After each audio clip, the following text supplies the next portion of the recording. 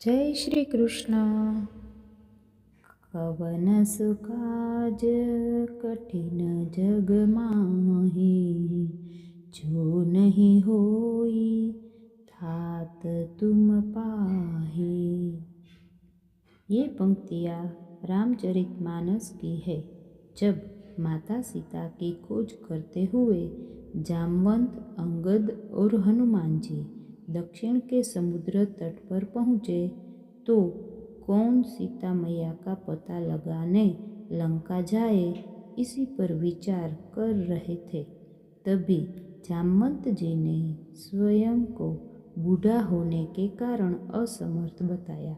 अंगद को अपनी शक्ति और सामर्थ्य पर शंका थी कि लंका चला तो जाऊंगा, परंतु आ पाऊंगा या नहीं।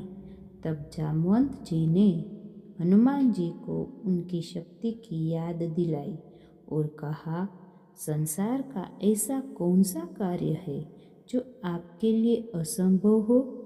आप पवन पुत्र हो, अति बलवान। आप बुद्धि, विवेक और शास्त्रों की पराकाष्ठा हो। श्री राम जी के लिए आपका अवतार हुआ है। जामवंत के प्रेरणा से हनुमान जी को अपनी शक्ति और कर्तव्य का आभास हुआ और वो अदम्य साहस के साथ उड़ चले माता सीता का पता लगाने। जय श्री कृष्ण। धन्यवाद।